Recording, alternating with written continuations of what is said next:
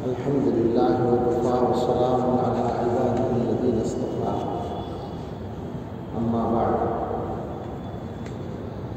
فقد قال رسول الله صلى الله عليه وسلم اتق الله حيثما كنت وأتبع السيئة الحسنة تمحها وخالق الناس بخلق حسن أو كما قال عليه الصلاة والسلام سبحان ربك رب العزة عما يصفون وسلام على المرسلين والحمد لله رب العالمين اللهم صل على سيدنا محمد وعلى آل سيدنا محمد وبارك وسلم اللهم صل على سيدنا محمد وعلى آل سيدنا محمد وبارك وسلم اللهم صل على سيدنا محمد وعلى آل سيدنا محمد وبارك وسلم۔ اللہ تعالیٰ نے اپنے حبیب حضرت محمد رسول اللہ صلی اللہ تعالیٰ علیہ وسلم کو جو علوم عطا کیے تھے دنیا کی رہبری کے لیے، ان کو مختصر الفاظ میں بیان کرنے کا بھی خاص موقع عطا فرمایا۔ اسی لیے حضور نے بتایا کہ اوتیت جوامع الکلم، مجھے دیے گئے ہیں جامع کلمات، یعنی مختصر الفاظ میں پوری بات۔ اس کا سب سے بہترین نمونہ حضور علیہ الصلاۃ والسلام کے ارشادات ہیں۔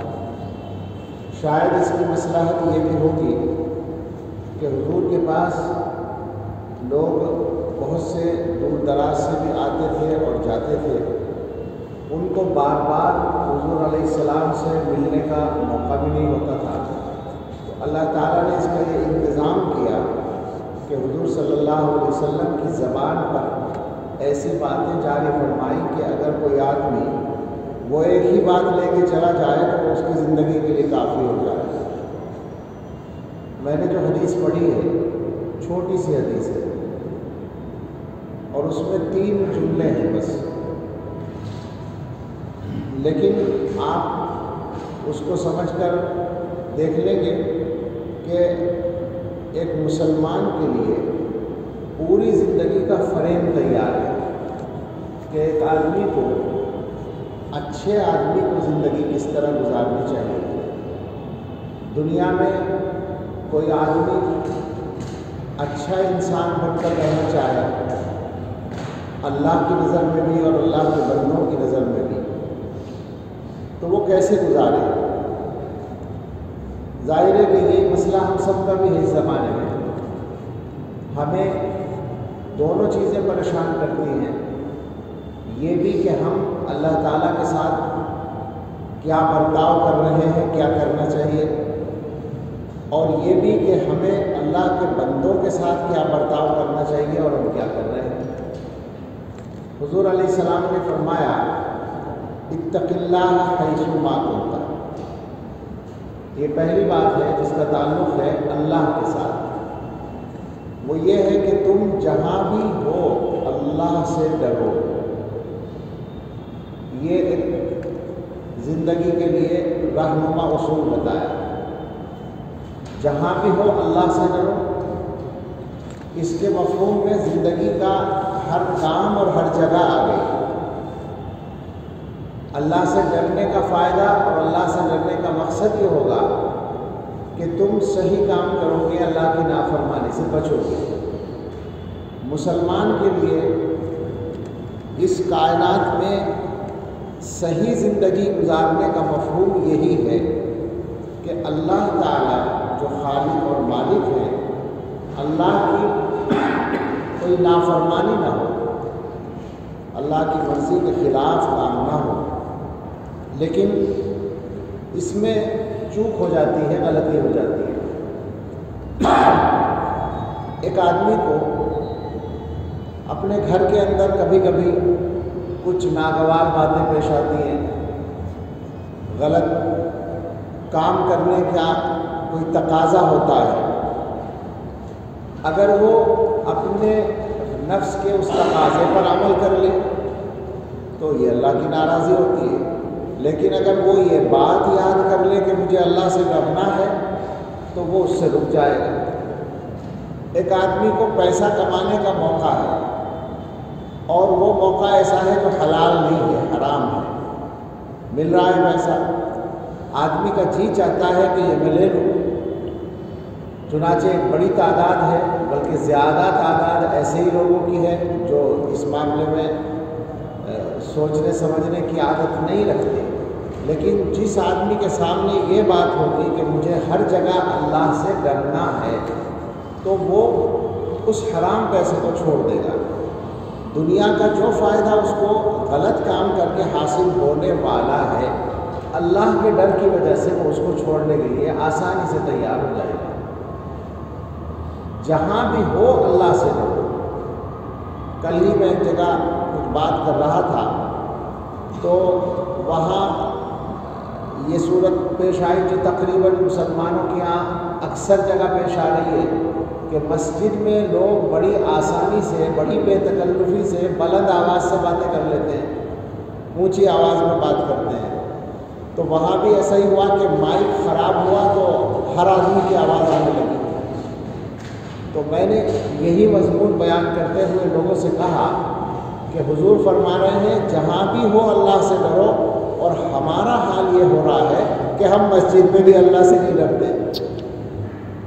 ہمارا عمل یہ چل رہا ہے کہ ہم مسجد میں بھی اللہ سے نہیں ڈر رہے۔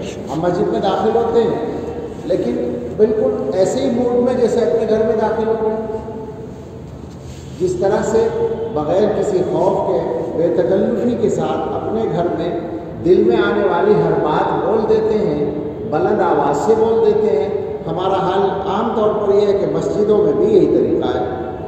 حضور نے تو ہمیں یہ فرمایا کہ جہاں بھی ہو اللہ سے ڈرو، مسجد میں، بازار میں، گھر میں، تنہائی میں، مجمع میں، ہر جگہ اللہ سے ڈرو۔ اور ہم نے یہ حال کر رکھا ہے کہ ہم مسجد میں بھی اللہ سے ڈرنے کو تیار نہیں ہیں۔ تو اللہ سے ڈر، اللہ کا ڈر انسان کو گناہوں سے روکنے کی واحد ضمانت ہے۔ یہ بات بالکل عقلی ہے کہ دنیا کا کوئی ڈر انسان کو برائی سے روکتا نہیں ہے۔ انسان دنیا کے قانونوں کے اندر رکھنے خود نکال لیتا ہے۔ وہ چیز جو انسان کو حقیقت میں گناہوں سے بچانے والی ہے وہ اللہ کا ڈر ہے۔ تو حضور نے ایک بات تو یہ فرمائی کہ اتق اللہ حیث ما کنت، تم جہاں بھی ہو اللہ سے ڈرو۔ اگلا جملہ جو ہے وہ اسی کی تھوڑی سی تکمیل ہے۔ ہوتا یہ ہے کہ ایک مسلمان نے طے کر لیا کہ مجھے اللہ سے ڈرنا ہے، لیکن کبھی کبھی ایسا ہوگا کہ وہ ڈر رہا ہے پھر بھی غلطی ہو جائے گی، چونکہ اس کے ساتھ کچھ تقاضے اللہ نے اپنی حکمت سے لگا رکھے ہیں۔ شیطان ایک دشمن اس کے پیچھے لگا ہوا ہے، نفس اس کے ساتھ لگا ہوا ہے، ان دونوں کے کچھ دباؤ ہوتے ہیں۔ اس دباؤ کو مان کر کبھی کبھی آدمی باوجود ہے کہ اللہ سے ڈرتا ہے لیکن تھوڑی دیر کے لیے غافل ہو کے غلطی کر جاتا ہے، گناہ کر لیتا ہے۔ تو اب اس گناہ کی تلافی، ظاہر ہے کہ اگر ایسا ہوتا کہ گناہ ہو گیا اور کوئی اس کی تلافی نہ ہو پھر تو انسان کے لیے جینا مشکل ہو جاتا ہے۔ شیطان نے یہی چاہا تھا، جب آدم علیہ السلام کو سجدہ کرنے کے بعد وہ مردود بنا اور اس نے چیلنج دیا کہ میں آدم کی اولاد کو گمراہ کروں گا اور ان سے گناہ کراؤں گا، تو حضرت ایک روایت میں یہ بات ہے کہ حضرت آدم علیہ السلام نے اللہ تعالیٰ سے عرض کیا کہ شیطان کو تو مہلت مل گئی قیامت تک کی، میری اولاد کے لیے کیا ہے؟ آپ نے دیا۔ تو اللہ نے فرمایا ہم نے تمہاری اولاد کے لیے توبہ کا دروازہ کھول دیا۔ شیطان یہ سمجھ رہا تھا کہ میں جس کو گمراہ کروں گا، جس سے گناہ کراؤں گا اسے جہنم ہی میں جانا پڑے گا۔ اللہ نے فرمایا نہیں، غلطی ہو جائے گی، آدمی شرمندہ ہو جائے گا، توبہ کر لے گا، میں معاف کر دوں گا۔ تو حضور نے یہ راستہ دکھایا، جہاں بھی رہو اللہ سے ڈرو، لیکن کبھی اللہ کے ڈر کے خلاف کوئی کام ہو جائے، گناہ ہو جائے، تو پھر اس کا دوسرا راستہ ہے وَأَتْبِعِ السَّيِّئَةَ الْحَسَنَةَ تَمْحُوهَا۔ برائی کے بعد نیکی کر دو، وہ نیکی اس برائی کو مٹا دے گی۔ اس جملے کے دو مطلب علماء نے بیان کیے ہیں۔ عام طور سے سیئہ کا لفظ چھوٹے گناہ کے لیے استعمال ہوتا ہے، تو علماء نے کہا گناہ صغیرہ نیکیوں سے معاف ہوتے ہیں، وہی مراد ہے۔ پھر کبیرہ کا کیا ہوگا؟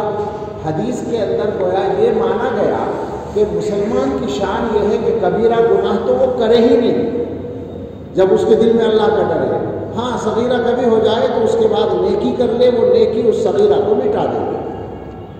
لیکن بعض علماء نے فرمایا کہ یہ بات بھی صحیح ہے، مگر چونکہ مسئلہ ہے ایک انسان کا جس سے بڑے گناہ بھی ہوتے ہیں، تو اس کا مفہوم بھی یہاں لیا جا سکتا ہے کہ کبھی کوئی گناہ ہو جائے تو توبہ کرو، نیکی سے مراد ہے توبہ، توبہ اس گناہ کو مٹا دے گی۔ یہ اللہ تعالیٰ کا وعدہ ہے کہ انسان سے کتنا ہی بڑا کیسا ہی گناہ ہو جائے، اگر واقعتاً ایمانداری سے، دکھانے کے لیے نہیں یا اوپر کے دل سے نہیں، اندر سے وہ نادم ہو کر اللہ سے معافی مانگے تو وعدہ ہے کہ معافی ہوگی۔ علماء نے فرمایا کہ جب آدمی دل سے توبہ کرے تو اب شک نہیں کرنا چاہیے کہ میری توبہ معاف قبول ہوگی یا نہیں ہوگی، میرا گناہ معاف ہوگا یا نہیں ہوگا۔ بہت سے لوگ یہ بات پوچھا کرتے ہیں کہ جی میں تو بہت گناہ گار ہوں، میری توبہ قبول ہو سکتی ہے کیا؟ علماء کہتے ہیں کہ اگر آدمی یہ سوچتا ہے کہ میں اتنا بڑا گناہ گار ہوں، اب میری معافی کیا ہوگی، چنانچہ اسی دھوکے میں رکھ کر شیطان ان کو توبہ سے روکتا رہتا ہے کہ میں بھی تو اب اتنے گناہ ہو گئے، اب کیا توبہ ہوگی، بس اب تو ایسے چلنے دو۔ علماء فرماتے ہیں اس کا مطلب یہ ہے کہ اس آدمی نے اپنی اللہ کی رحمت کو اپنے گناہوں سے چھوٹا جانا، غلط بات ہے۔ اللہ کی رحمت بہت وسیع ہے، تو اللہ تعالیٰ نے وعدہ کر لیا کہ اگر غلطی کے بعد توبہ کر لو گے ہم گناہ معاف کر دیں گے۔ تو دو ٹکڑے ہو گئے، وہ جن کا تعلق اللہ کے معاملے سے ہے۔